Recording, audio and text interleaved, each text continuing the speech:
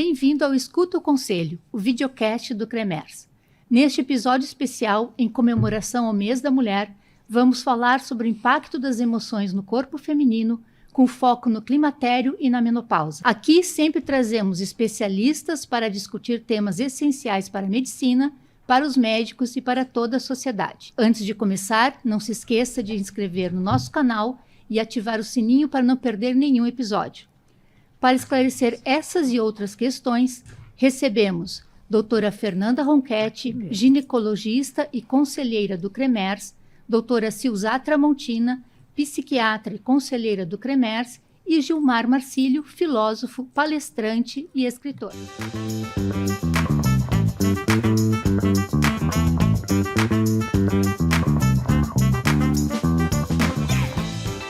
Costuma-se dizer que a mulher sofre uma montanha-russa de emoções. Quando isso acontece na fase da vida da mulher, todas passam pelo mesmo processo ou só algumas? Por que acontece? São questões de química no cérebro, são questões hormonais ou são questões de comportamento e cultura? Quem pode começar? A mulher passa por essa turbulência, esse furacão hormonal, emocional, em várias fases da vida. Na adolescência, no pós-parto e, sobretudo, no climatério e na perimenopausa. Por quê? O que acontece nessa fase? O impacto é na mente e no corpo. E os fatores impactados, sim, são metabólicos, mas também mentais, emocionais. Existe na fase do climatério, essa fase a partir dos 40 anos, um impacto muito grande nas emoções. E também, então, os fatores metabólicos também. Hoje se viu que a medicina nessa fase não é só por causa das turbulências e da depressão hormonal, mas sim o impacto cerebral mexendo com as emoções é enorme. Existe aí, nessa fase, a baixa do estradiol, do hormônio sexual feminino, que impacta o cérebro de uma forma onde a dopamina, que regula toda a emoção positiva, e a serotonina, os neurotransmissores, que é o hormônio do bem-estar, são fortemente mexidos, né, por causa da baixa do estradiol. Aí, nessa fase, as emoções ficam comprometidas. Mas não, Silvia, não é de forma igual. Cada mulher tem a sua identidade. Cada mulher é impactada de uma forma. E podemos falar mais sobre isso. Tem uma questão também, que eu penso que tem a questão da história, né, da mulher, da vida dela. Mulheres que já entram nessa fase, né, da menopausa, climatério, já deprimidas, já esgotadas, né, trabalhando, criando seus filhos sozinha, na maioria das vezes. A gente sabe que no Brasil 54% das famílias é só mãe, né? Mãe e filhos, às vezes a avó materna. Então, elas já chegam esgotadas, né? E muitas vezes a gente tem visto, não sei se é a tua impressão, até gostaria de saber, muitas mulheres com menopausa precoce, né? Cada dia aumenta, né, a data da última menstruação antes dos 40 anos. A menopausa prematura, o esgotamento folicular, o esgotamento do funcionamento do ovário, por exemplo. Mais cedo nós temos que trabalhar e acolher essas mulheres. Que maravilha nós podermos, no mês de março, falar com elas sobre isso e cada vez mais ter políticas públicas que a acolham. Momentos como esse, de olhares multidisciplinar, para falar com essa mulher nessa fase, climatério e menopausa, às vezes precoce, é importantíssimo, afinal de contas, doutora Silza, elas vão viver 1/3 da vida nessa fase. É verdade. O hipotálamo, o cérebro é mexido. E se elas escolherem viver de uma forma priorizando o seu bem-estar, se autoprotagonizando, essa pode ser a melhor fase delas. Elas têm que ser acolhidas pela família. O ambiente de trabalho também tem que mudar. Elas não podem mais ser tão ansiosas, chegarem nessa fase tão ansiosas, com sentimento de desvalia. Por si só já é um momento hormonalmente onde elas ficam alteradas. Por si só que elas vão ter que escolher como viver. Nós já temos... que às vezes, eu penso que às vezes não é tanto uma escolha, né? Porque o que eu vejo? Eu trabalho muito com adolescentes, né? Meninas adolescentes. A que mais procura psiquiatria, né? São as mulheres.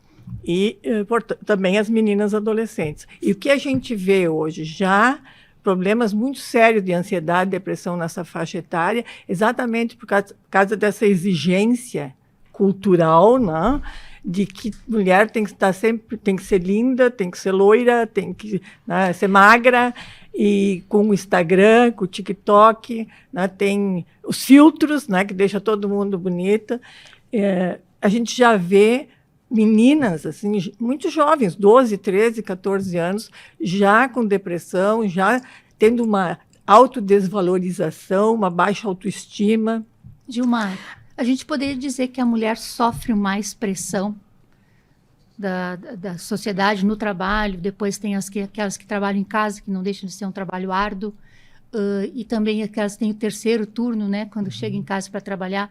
Sofre essa pressão de cultura, de comportamento? Sem dúvida. Eu trabalho muito em empresas e a gente percebe que se houve uma série de ganhos, né, na expansão das possibilidades de ocupar espaços que eram prioritariamente masculinos, esse universo, sim, foi preenchido pelas mulheres, mas as demandas do âmbito doméstico ainda são do universo feminino, né?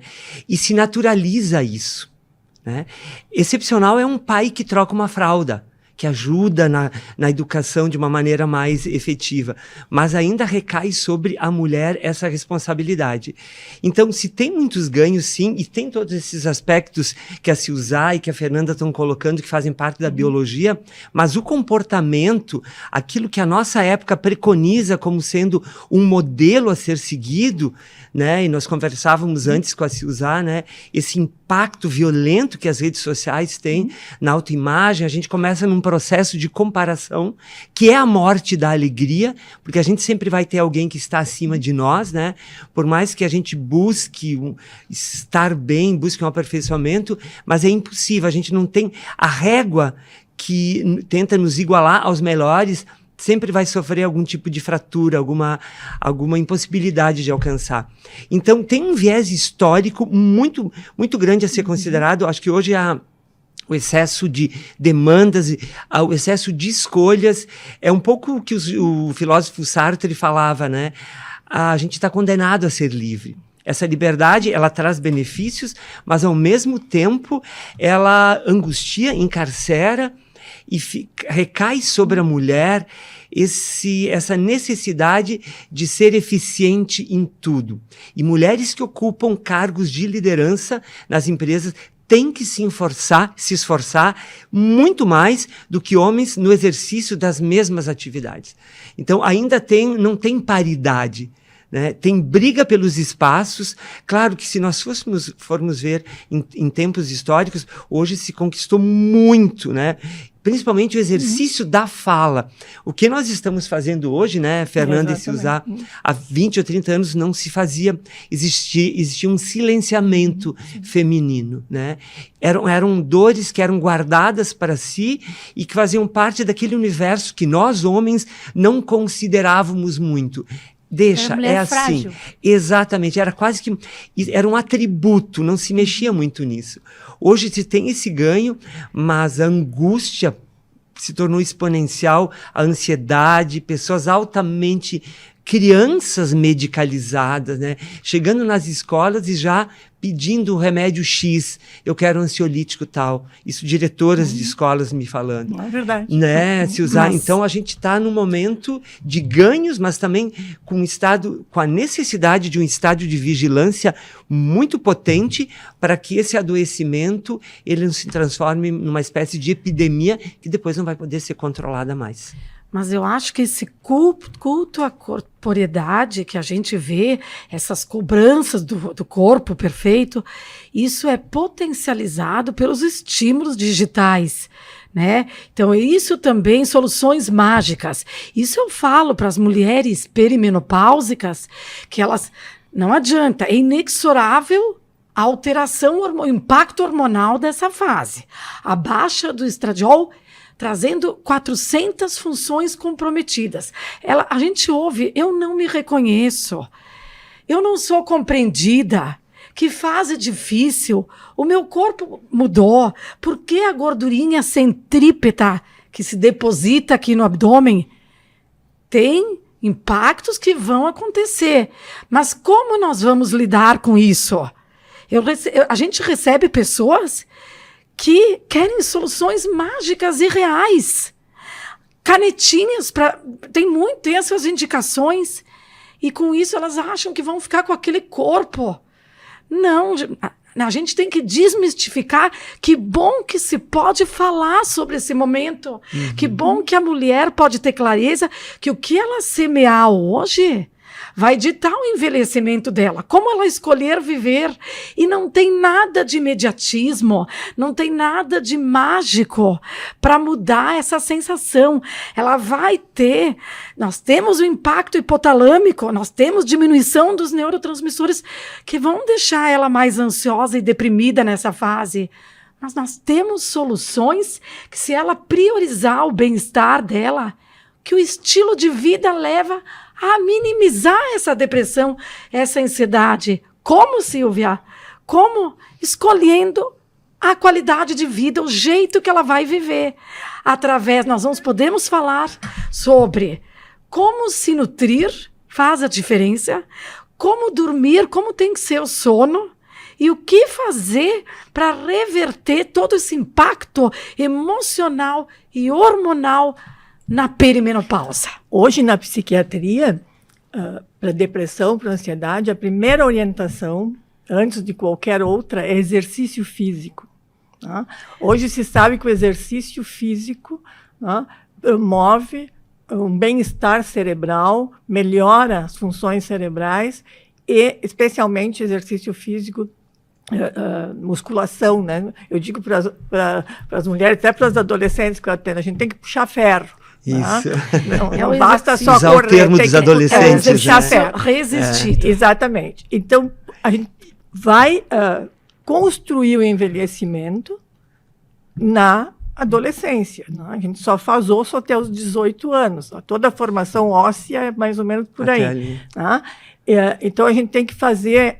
Só se faz osso com impacto. Né? Então, os adolescentes, hoje em dia, estão muito, muito sedentários. Né? Eles ficam jogando joguinhos, games, ou as meninas nas redes sociais o dia inteiro, e não fazem mais exercício físico. A gente fez, no Clínicas, um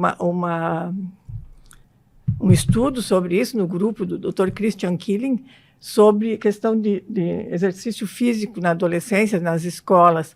Não fazem mais exercício físico. E o exercício físico, ele contribui também. A musculação que tu citaste, ela é um apoio ao osso, porque a perda da massa do osso é inexorável com a baixa do estrogênio. Mas adianta fazer depois que passou da adolescência? Então, quando está entrando na menopausa? A qualquer momento. O exercício sempre é benéfico em qualquer fase da vida. Mesmo que a mulher vá começar o exercício na senectude, que é a partir dos 65 anos, ele tem benefício. Para o osso, para o músculo, para o bem-estar geral, para tudo, para os neurotransmissores, aumento de serotonina, que é o hormônio do bem-estar, a dopamina do prazer. Tudo é benéfico. Fernanda. Sobretudo a musculação, que é o exercício resistido. Eu Então, acho que vai longe de ser só para ter mobilidade futura, independência futura. É para a mente também. Nessa fase do climatério, nós temos que fazer musculação e a proteína também que vai nos ajudar a viver melhor essa fase.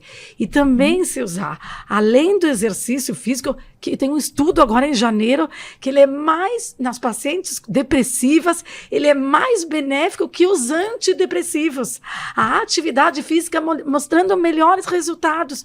Claro que algumas precisam da medicação também. Depressão leve não se usa medicação. Verdade. Se usa essas Depois nós não falamos. outras estratégias, exercício físico, amizades, né? Participar social. de grupos Mas sociais. aí entra a filosofia, que Saúde eu gostaria social. de contribuir. Eu acho que tem todo um sistema de pensamento da nossa época que também nos joga para a inação. O uso do celular em demasia. Né? Vamos pensar nos gregos, uma civilização que nós ainda admiramos hoje em dia, 24 séculos depois. Eles tinham 2 pilares, que era música e ginástica. Música significava o contato com a arte, que era o refinamento do espírito. Porque uma pessoa que não é interiormente desenvolvida, que não tem uma linguagem adequada, e aqui eu lembro uma frase que eu gosto muito de um filósofo chamado Wittgenstein, alemão. Ele diz que o limite do nosso mundo é o limite da nossa linguagem. Quando tu dá estrutura de conhecimento para as pessoas terem esse entendimento da importância da atividade física, da importância de saírem desse universo de passividade, perfeito, é o primeiro passo. Mas eles, junto a isso, acoplavam a ginástica. Os gregos costumavam treinar os seus adolescentes nos estádios nus, nos ginásios, porque ainda não tinha essa noção de culpa e de pecado sobre o corpo. Então, para eles, o corpo era um templo a ser admirado.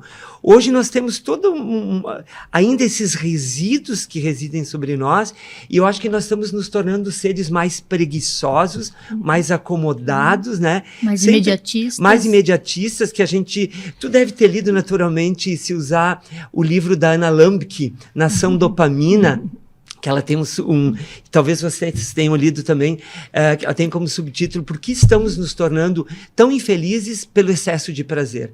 Porque hoje é isso, a gente não tem mais o processo entre o desejo e a saciedade, esse espaço de construção mental que faz com que a gente elabore isso emocionalmente já não existe mais. A gente simplesmente quer que isso seja um dado de realidade. Então, claro, a gente naturalmente vai ter esse adoecimento, né? Mas acho que nem tudo está perdido.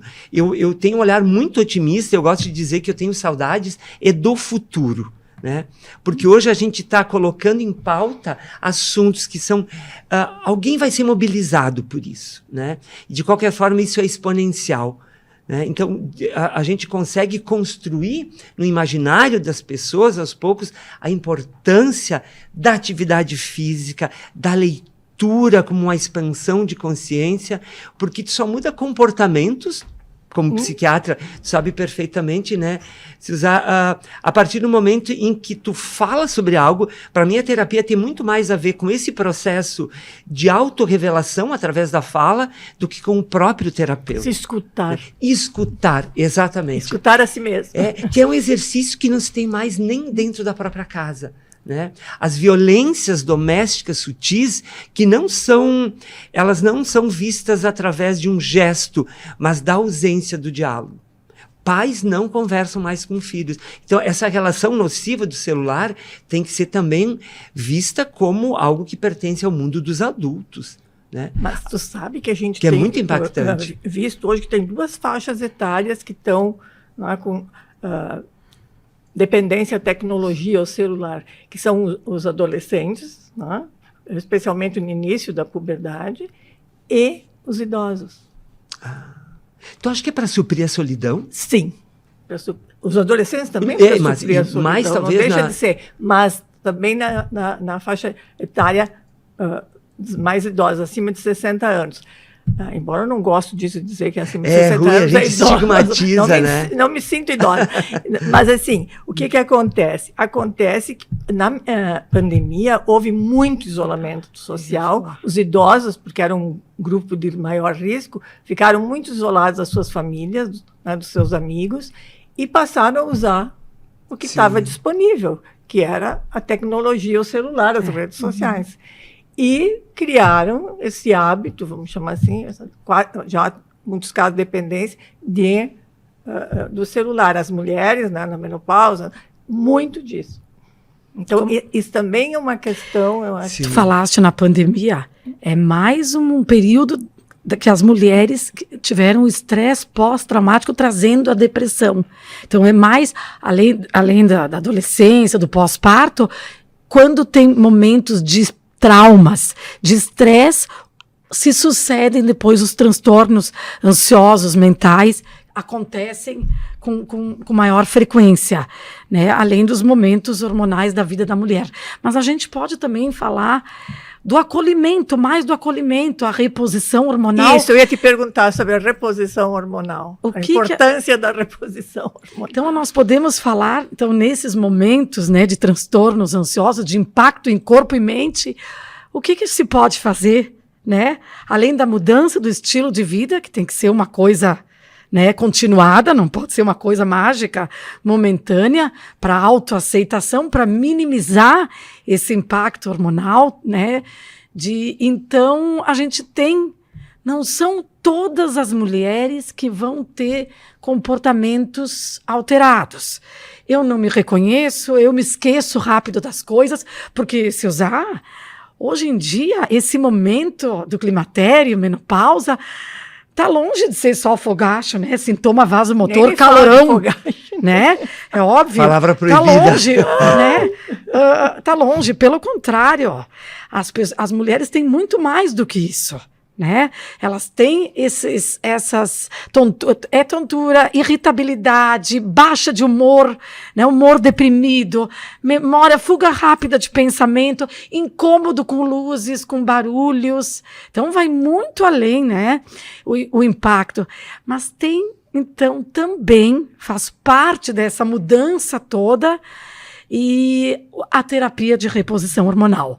É óbvio que nós temos que selecionar mulheres, são mulheres que vêm ao consultório, que fazem os seus exames, são aquelas mulheres que vêm acompanhar essa fase da vida, porque a gente tem que ter o aval dos exames cada 6 meses, exames de imagem, para ver, para ratificar que ela pode manter a terapia hormonal, e nós temos que excluir alguns poucos casos de mulheres com, por exemplo, daquelas com situação hepática ou alguma situação cardiovascular, comprometimento, e também aquelas que estão vivendo câncer de mama, por exemplo, que daí tem um grupo que a gente retira das indicações da reposição hormonal. E nas outras, independente, porque as mulheres vêm no consultório, ai, doutora, mas eu não estou sentindo nada, então eu não preciso fazer nada, né? Não, gente, é bem diferente disso, nós somos agentes de prevenção.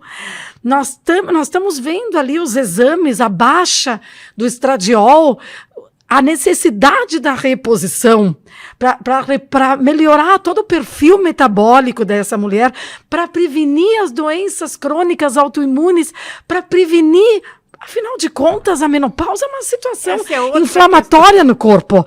Então, nós vamos fazer o acolhimento global dos exames e instituir essa reposição da maneira correta, individualizando cada mulher e também ressaltando o aspecto do estilo de vida dessa mulher. E assim como exercício físico, vale começar em qualquer momento? Ou tem um momento certo para começar? O momento é o agora. Por exemplo, a minha filha de 20, 23 anos já está preparando a vida dela, porque tem estudos provando e mostrando que se tu começa a fazer higiene do sono, tu tem um sono adequado, uma média de 7 horas, tu faz atividade física, com 20 anos, tu chega no 40 anos, às 40 mais, no climatério, essa fase de transição, muito melhor. quem já vem se cuidando antes. O teu osso, o teu músculo vão estar muito melhor se tu já está te nutrindo, por exemplo, da dieta mediterrânea. Se Então, tu a gente já tem, Fernanda, a gente já tem um caso aí, porque assim, o que eu vejo? Eu trabalho muito com adolescentes. Eu não vejo elas fazerem isso. Não vejo elas se cuidarem nesse nível. Eu vejo elas se cuidarem, assim, de querer fazer plástica já, né? Porque mais sempre estético, é né? uma coisa estética. É. A alimentação não é uma coisa... Por que se usar? Porque às vezes essas influenciadoras digitais fazem procedimentos rápidos e soluções mágicas que às vezes essas influenciadoras elas dão mais ouvido, né? A pessoa, os jovens dão mais voz a essas quando comparado a nós, médicos Sim. com formação. Se tu tem mais seguidores, tu é mais competente. E é uma época em que a opinião dos pais não vale nada, né? Deixa eu só fazer uma provocação que eu acho interessante sempre acerca desse assunto. De certa forma, falar sobre isso para mulheres é pregar para convertidos, né? Embora muitas pessoas não tenham consciência. Eu sempre achei que palestras sobre o climatério deveriam ser feitas para homens, sabe? Mas a gente tem uma resistência brutal quanto a isso, né? Porque nós que temos essa incapacidade de entender tudo isso que se passa no universo do corpo feminino.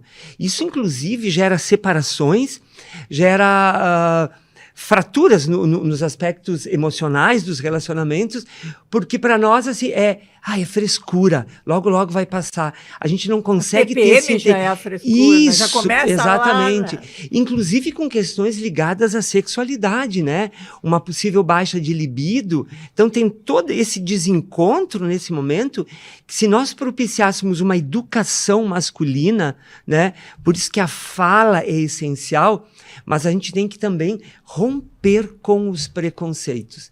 Parar de colocar o grupo que vai ser o agente passivo e quem vai vivenciar isso. Né? Eu acho que vocês trazem informações preciosas, mas que elas precisam ser disseminadas. Essa é uma questão importante, né, que tu estás falando, porque assim,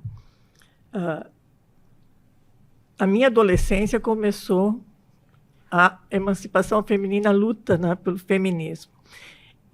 Todos os estudiosos que resolveram estudar a sexualidade feminina foram execrados. Né?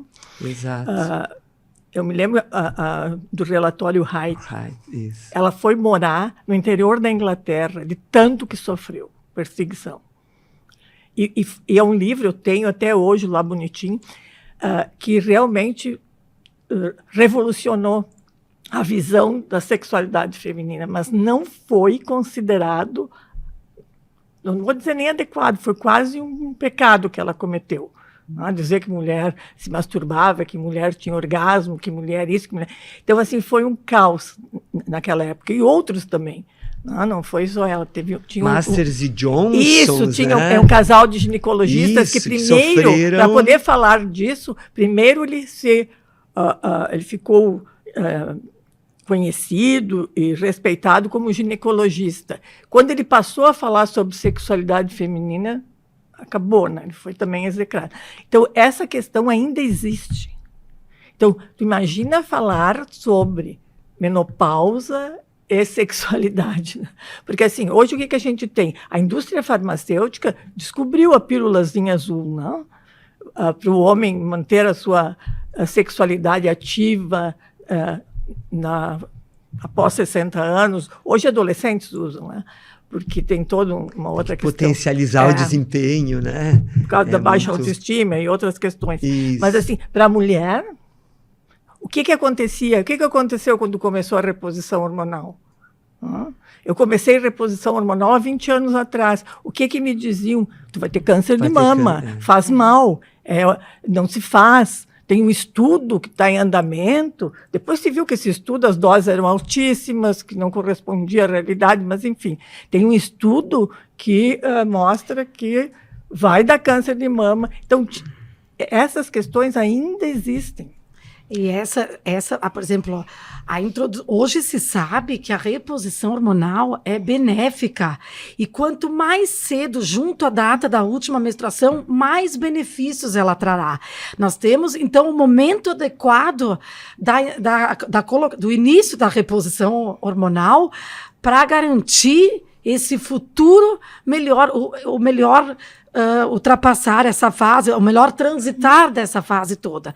E se usar a reposição hormonal, ela beneficia a libido, que tu falaste, o sono. O sono, a reposição contribui muito, porque as pessoas não se dão conta da importância do sono, não só por ele mesmo, tá? Porque se sabe que se o sono não é adequado, são pessoas mais obesas, são pessoas mais ansiosas. E estudos mostram que um benefício de uma boa noite de sono tem 70% de melhora no fator cardiovascular também. Diminui risco de AVC, infarto na mulher na pós-menopausa. A gente sabe que o coração é a primeira causa de morte de mulheres nessa fase. E em se tratando da libido e sexualidade, a terapia hormonal ajuda muito. A gente sabe por quê, a baixa do estradiol é que contribui para a baixa da libido. E outra coisa que a gente observa, que essa mulher madura, essa mulher que está resgatando a sua identidade, a sua autoestima, ela está tendo uma sexualidade no sentido amplo, não só genitalidade, melhor.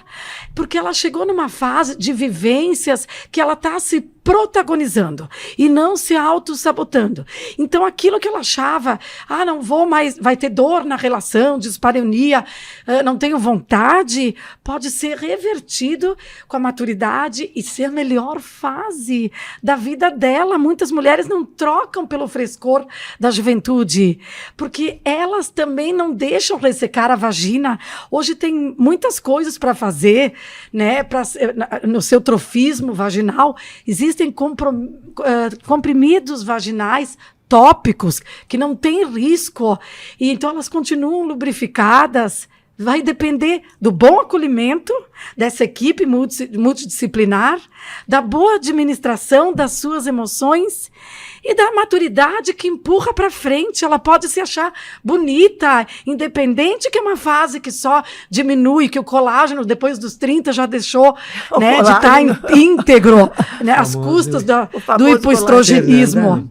Eu acho que a Fernanda Tsoca, talvez a Silza possa, como psiquiatra, contribuir num aspecto muito importante, que é assim, o florescimento de uma sexualidade mais plena que nos assusta profundamente. Quem assistiu aquela série da Netflix, Machos Alfa, sabe que a perda do domínio masculino, do homem como provedor e também, ao mesmo tempo, aquele que determina como deve ser o comportamento das mulheres, a gente não está muito afim de deixar nas mãos de vocês, né? Então, é toda uma mudança de algo que está entranhado dentro de nós, porque assusta, porque o papel do desempenho sexual potente era nosso, e a mulher que gozava era a puta. É verdade. Né? Ainda hoje, na adolescência, nas festas, os meninos que ficam com várias, é quase que uma obrigação para afirmar a masculinidade. As meninas ainda são as galinhas. Tu sabe né? Eu quero saber também desse comportamento do homem, mas eu quero lembrar aqui que este é o Escuta o Conselho, o videocast do CREMERS. Aqui você acompanha os assuntos mais atuais da medicina e que têm impacto real na sua vida. E não esqueça de se inscrever no canal do CREMERS, curtir, comentar e ativar as notificações para não perder os próximos episódios. Seguimos falando sobre o impacto das emoções no corpo feminino. Eu estou muito curiosa também para saber essa relação do homem com essa mulher que sofre esse turbilhão de emoções e como que os homens podem ajudar as mulheres, né? Eu acho que tem uma questão importante, assim, as mulheres fizeram a sua revolução, os homens não. Os homens estão perdidos. Por quê?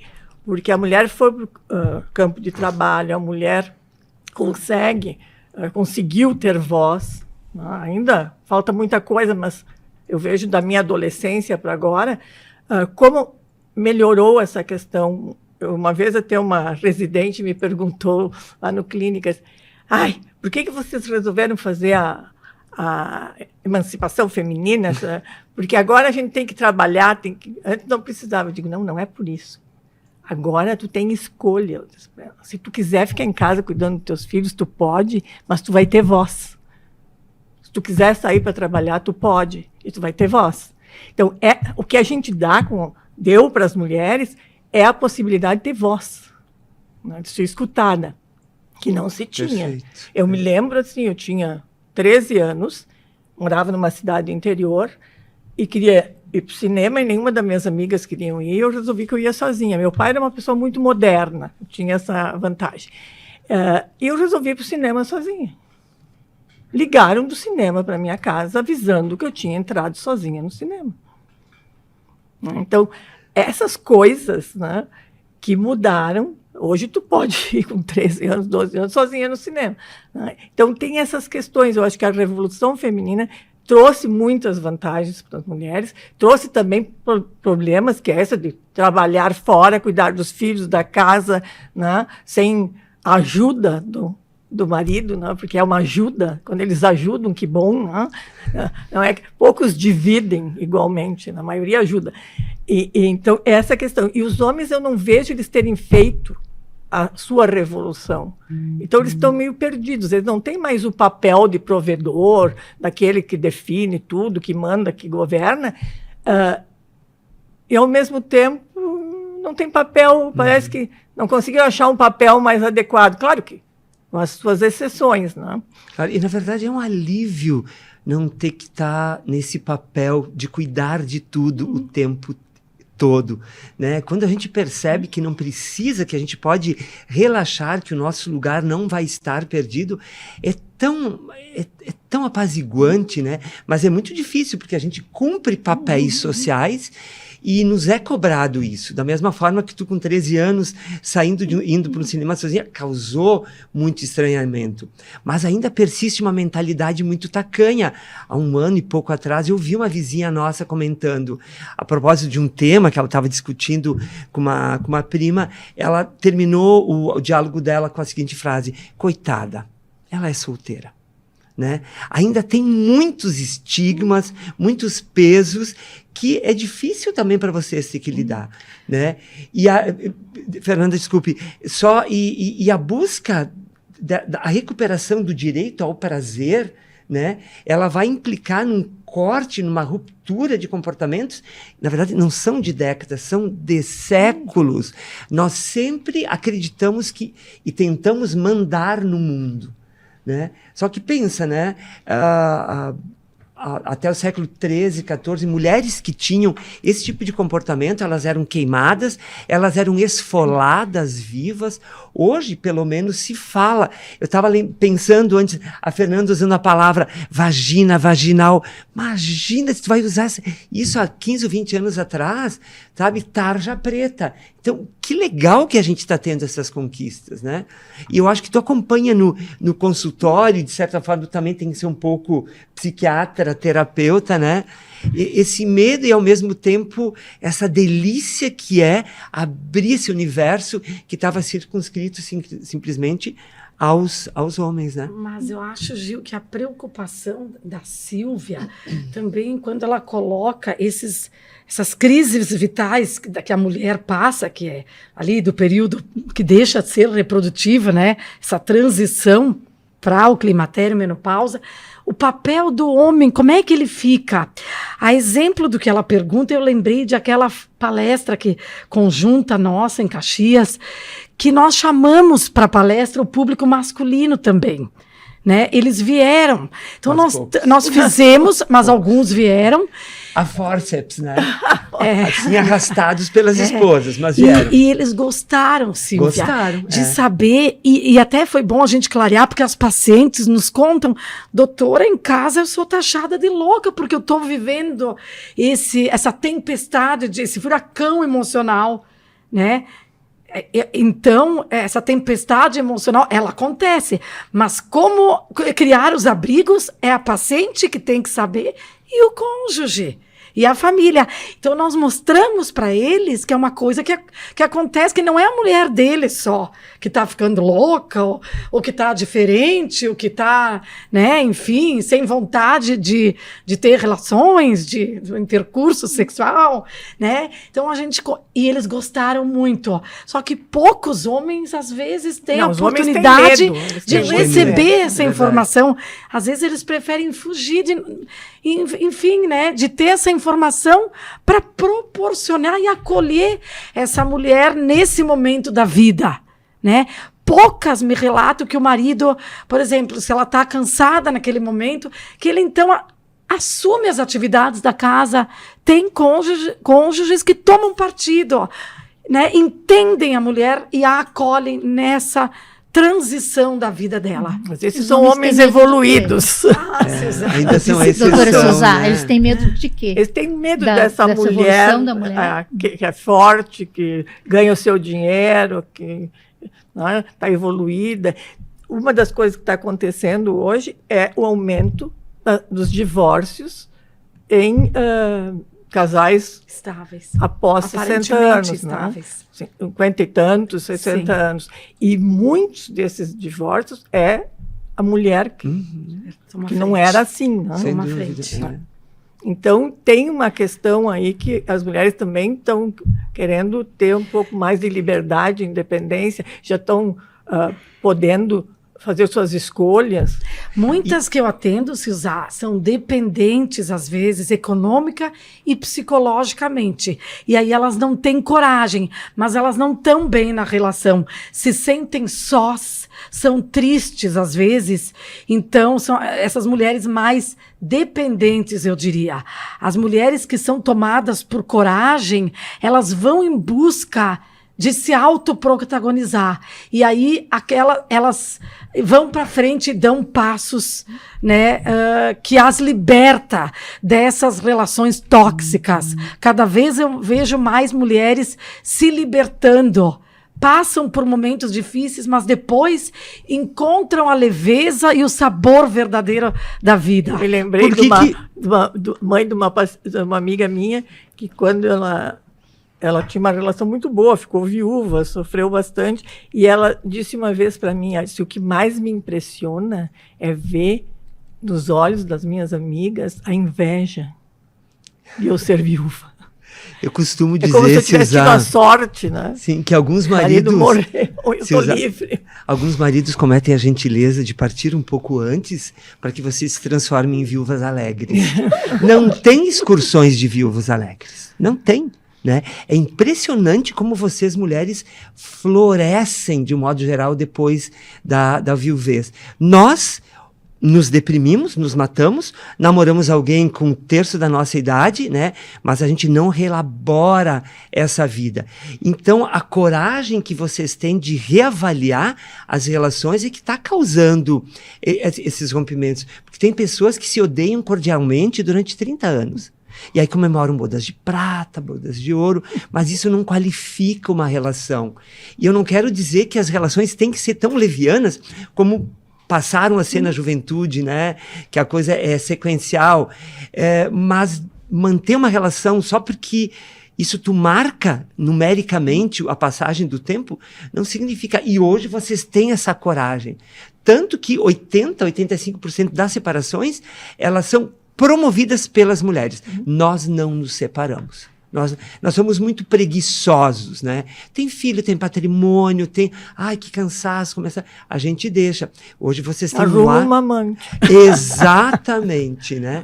Então, mas o legal é que vocês também estão arranjando um amante. Isso eu acho maravilhoso. Então, a gente tem essa paridade, sabe?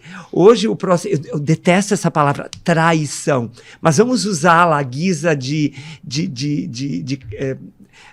linguagem, né? Hoje em dia, vocês estão buscando o prazer fora do casamento, né? Porque tu sabe, né? O desejo não é monogâmico. Ninguém é biologicamente monogâmico. A gente faz um contrato, né? Mantém isso porque a gente tem ganhos secundários. Mas tu não tem como encarcerar o desejo. A gente faz de conta que não gosta mais de ninguém. Imagina, estou transando com minha esposa há 48 anos e eu tenho êxtase toda vez que eu a vejo nua. Acho difícil isso acontecer, né? São contratos. Até a paixão é uma estratégia biológica maravilhosa. Tem filho, acabou. A natureza não se interessa mais se eu vou ficar contigo ou com não. O propósito foi cumprido. E hoje vocês estão reivindicando isso, que era muito do universo masculino. Então, azar o nosso se a gente não entender. Bobalhões que nós somos. Né? A gente tem que seguir isso, porque a liberdade de vocês vai nos libertar. Esse, para mim, é o núcleo dessa questão toda. Nós vamos ser livres juntos. Quem sabe Marte e Vênus se encontram. Né? Que, por enquanto, um amigo diz que é quase um milagre que ainda, hoje em dia, exista um gênero chamado mulher. Porque a gente fez tudo para destruir vocês. Tudo para acabar. Né? Graças a Deus vocês persistiram heroicamente, né? Tem um livro muito interessante que eu gosto muito, que chama O Paradoxo Sexual, da Sylvia Pinker. Ah, não conheço. E ela, numa das... É maravilhoso. Numa dos capítulos, ela fala sobre as mulheres que têm cargos importantes, CEOs, professoras universitárias, pesquisadoras. E o que ela mostra? Ela fez uma pesquisa nos Estados Unidos com essas mulheres. E o que ela viu? Assim, duas coisas importantes. Que as mulheres têm que abrir mão, se quiserem galgar postos mais altos, abrir mão de casamento e filhos. A maioria das mulheres que estavam nesse patamar não tinham filhos. As professoras universitárias, grandes pesquisadoras americanas, quando elas tinham filhos, elas atrasavam muitos anos as suas pesquisas, né, os seus trabalhos. Quando elas saíam de licença maternidade, voltavam para a universidade com tudo atrasado. Os homens saíam de licença paternidade e voltavam com o seu livro escrito. Né?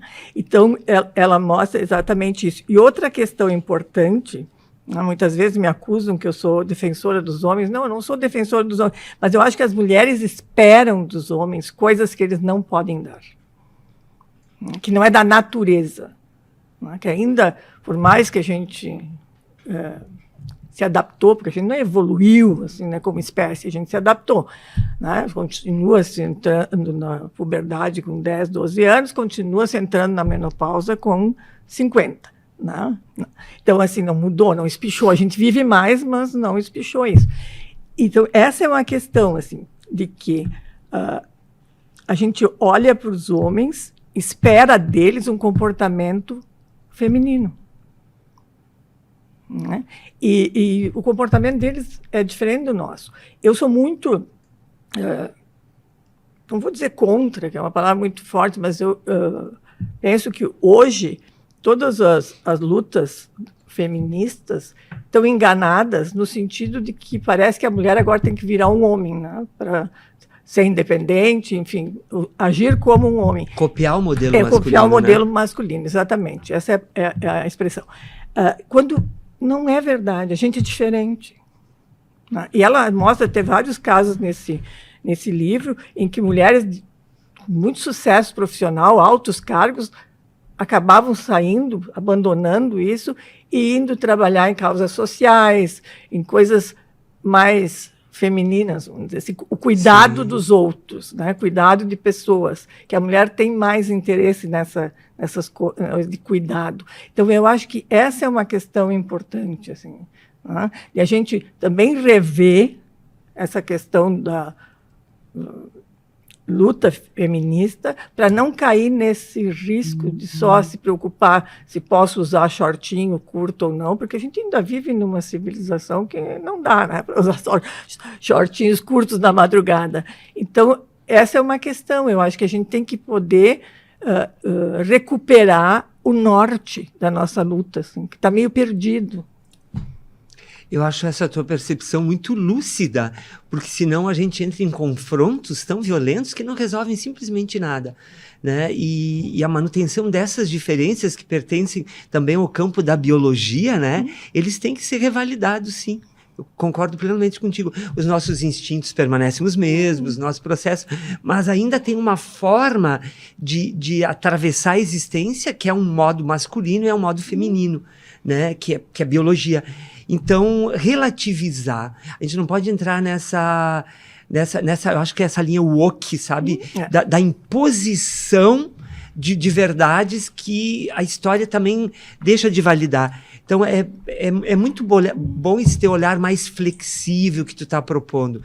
Eu acho saudável, né, Fernanda? Porque a gente tem, no fundo, tem que caminhar junto, né? A gente tem que ajudar os homens a fazerem a sua revolução. Porque claro. Os homens também entram numa fase complicada depois, né, dos 60, 50, claro 60, eles sim. também, né, tem todo um questionamento que eles fazem, mas que eles têm muita dificuldade de falar sobre isso. E eu penso que a grande revolução vai se fazer quando um homem abdicar do seu cargo de CEO numa empresa e permitir que a mulher continue sendo a líder numa outra empresa. Que nós não abdicamos. É sempre a mulher que tem que recuar, né? Ou pelo menos, estatisticamente, acho que até como na tua experiência clínica, é muito raro isso acontecer, né?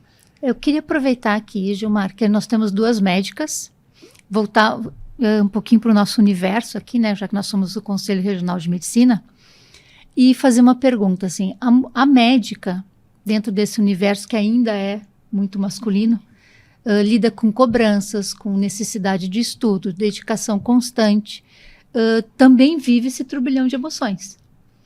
Como lidam com isso? Como vocês lidam com isso? A gente tem que enfrentar, primeiro, o sexismo dentro dos hospitais, né, dos mundos da medicina. Até eu estava lendo uma estatística esses dias que me deixou estarrecido. Eu li errado, vou ler de novo. Que as médicas paulistas morrem, a média é 59 anos.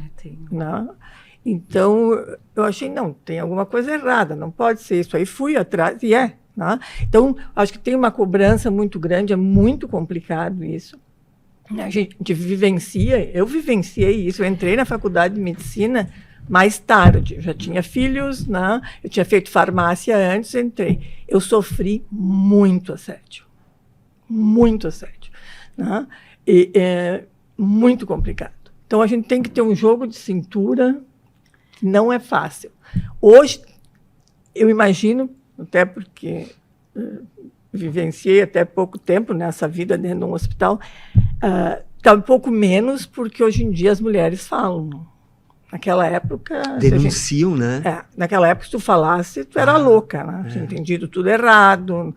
Teve alguns casos até no hospital que aconteceu isso. Então, tem essas questões, assim. A gente tem que... Olha... Eu me lembro que eu entrei, não vou citar nomes, mas eu entrei num ambulatório, que eu era estudante, né, mais velha. Entrei com 33 anos na medicina, quando eu fui para dentro do hospital, num dos ambulatórios. A primeira coisa que a técnica de enfermagem me disse quando eu entrei, ela disse, não te encosta no balcão de costas. Eu achei mesmo, como assim não te encosta? Não? Porque o professor, ele fica lá, ó, sentado lá. Se tu virar de costa para preencher uma receita, ele vai vir e vai se encostar em ti. E acontecia. Acontecia. Então, a gente era avisada. Então, era um mundo difícil mesmo, né? Então, mas, assim, tu tem que estudar muito mais, tu tem que tirar notas muito melhores. Eu me lembro quando eu fiz a prova da residência num hospital de Porto Alegre, o médico psiquiatra que me entrevistou me disse que uma velha, eu tinha 39 anos quando me formei, o que uma velha quer com residência? Assim, a pergunta foi essa. Eu adoraria saber a tua resposta, tu te lembra? O que tu disse para ele? Primeiro, eu não sou velha, né? Não me sinto velha. E velha é trapo, como dizia minha avó. Não? Exatamente porque eu tenho 39 anos, eu sei exatamente o que eu quero. E eu quero uma residência. Eu quero ser psiquiatra. Mas assim, era assim. Eu acho, Silvia, que as mulheres têm sabedoria suficiente, as mulheres mães, profissionais, palestrantes, as mulheres, elas têm sabedoria para equilibrar. Elas não precisam se culpar. Né? Elas são exemplos para os seus filhos e elas podem chegar aonde elas quiserem. Então, as mulheres, hoje, elas são destemidas, elas não se auto-sabotam mais. elas não vivem mais em detrimento, sendo dos filhos ou do marido. E hoje, eu acho que o potencial, porque elas estão aprendendo a se auto-olhar e não se auto-sabotar. Então, no momento que elas se priorizam, elas conseguem coordenar todas as atividades que elas fazem. E um adendo aqui. As mulheres, eu vejo muitas preocupadas com o sobrepeso, com a obesidade, com o corpo, sobretudo nessa fase que eu tanto gosto e tanto foco, que é o climatério, a chegada dos 40. Aí, elas têm que entender que não, eu volto a dizer isso, que não tem nada mágico, entender que o estradiol baixou a dopamina, que é o hormônio do prazer, e que elas vão recorrer ao açúcar, aos ultraprocessados, para ter prazer, para resgatar aquela dopamina. Mas vão fazer mal à saúde delas, às vezes. Então, elas têm que se dar conta que elas têm que ter a dieta mediterrânea, que elas têm que desinflamar o corpo, que elas têm que contribuir nas escolhas delas. Então, elas têm que ter a sensatez suficiente para saber se alimentar da forma adequada, é a proteína que ela precisa. Em diferentes momentos do dia fracionada, é o tirar da gordura saturada da carne vermelha em detrimento do peixe, do frango, da carne branca, do legume, da leguminosa. Então, ela fazendo as escolhas, ela pode ser a mulher feliz, chegar onde ela quiser, com a idade que ela quiser. Para fazer escolhas saudáveis, a cabeça tem que estar boa. Essa é uma questão. Né? Então, por isso que elas querem tanto a mágica. Né? Vão atrás de tudo que é influencer, que diz, tome tal suplemento e pronto, você vai ser magra. Né? Use a canetinha, né? O Ozempic. Hoje tem estudos mostrando que ele pode dar alteração visual, cegueira. Né? Ainda não é um estudo definitivo, mas foi um estudo muito bem feito. Então, essas questões todas... Então, assim, a gente tem que priorizar a questão da saúde mental, né, das mulheres. E eu acho que uma das coisas que ajuda isso é as mulheres poderem fazer grupos, né, ter amigas, sair para conversar, sim, porque elas vivem as mesmas problemáticas. Exatamente, falar sobre as questões. Isso faz parte hoje do acolhimento da mulher na perimenopausa. É um dos 5 pilares que se chama saúde social. Existem estudos que comprovam, ensaios clínicos, né, que comprovam isso. Né, que se elas compartilharem as mesmas vivências, elas se saem melhor. Saem melhor, porém, elas têm que saber selecionar as amizades que agregam, né? Eu acho que por isso a importância de um podcast que nem esse, porque o que a gente está falando ainda pertence a uma bolha. Exatamente. Né? O que às vezes para nós é óbvio, para grande maioria da população, eles desconhecem totalmente. Esse tipo de informação é maravilhoso. E nós estamos falando de uma mulher que já tem um certo nível social, já tem um certo conhecimento. A gente não conseguiu abordar aqui aquela mulher que não tem opção. A mulher SUS, como eu chamo. Mas graças a Deus, é essa a nossa busca de políticas públicas cada vez mais para receber, escutar essa mulher que chega nessa fase da vida. As mulheres hoje estão muito longevas, né, Silvia? Sim. Nós temos uma expectativa 83, 80... Olha quantas octogenárias motoristas em São Paulo. Caminhando para o final do nosso programa, então eu queria uma mensagem de cada um de vocês para essa mulher que está cada vez mais longeva, que vai chegar aos seus 80 anos. Que cada um, dentro da sua área, pode dizer uma mensagem. Começando aqui, então, com a doutora Fernanda, que começou também nosso programa. Que mensagem dar? Dar o mesmo peso à saúde física, e o corpo e a mente. Tudo tem que ser valorizado em conjunto. O físico, a mente e o corpo. E falar, verbalizar. Isso, para mim, é prioridade. E agradecer esse espaço. Nós que agradecemos. Gilmar, uma mensagem final. Eu acho que um dos maiores mitos que existe é que a sabedoria é algo inerente à velhice. Não é. a gente constrói um homem ou uma mulher sábios. Isso demanda tempo, trabalho, capacidade atenciosa e respeitosa com a escuta do outro, né?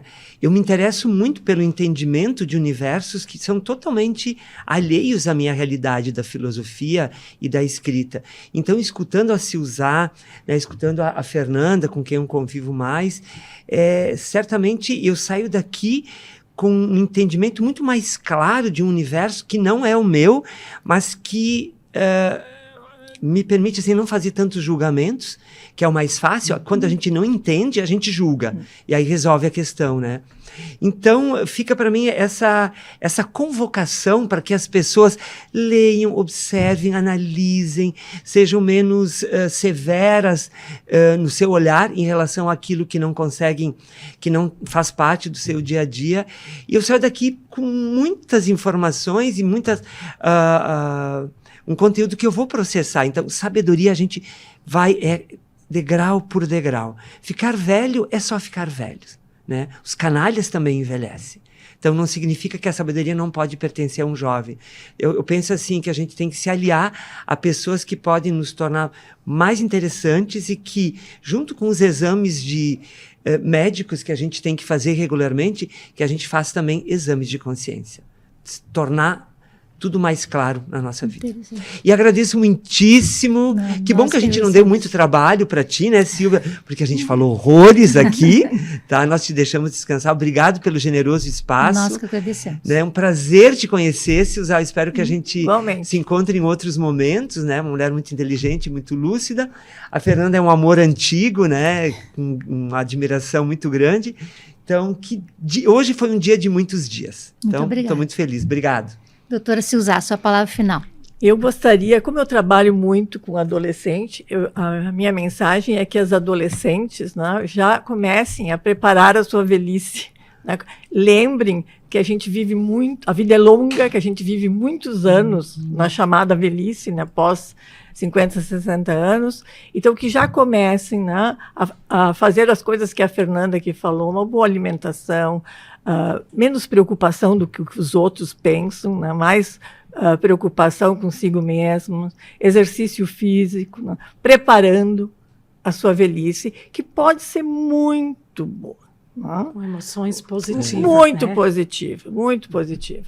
Eu me lembro quando eu estava com 60 anos, eu tive um sonho que eu tinha voltado aos 18.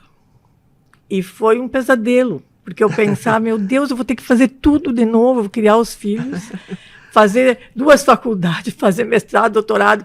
Enfim, era estudar tudo que eu já estudei. Quando eu acordei, que eu tinha 62 anos, que alívio, né? Ter 62 anos, já ter feito tudo que eu tinha que fazer e só desfrutar a vida agora. Né? Então, isso é uma coisa importante. Muito obrigada. Então, agradeço imensamente a cada um de vocês que só brilhantaram aqui no nosso podcast. Esse foi o episódio do Escuta o Conselho sobre o impacto das emoções no corpo feminino. Ele vai estar disponível no Spotify, no Instagram, no Facebook e no YouTube do Cremers. Siga nossas redes em @CremersOficial e acompanhe as discussões sobre os assuntos mais importantes e mais atuais da medicina. Até a próxima!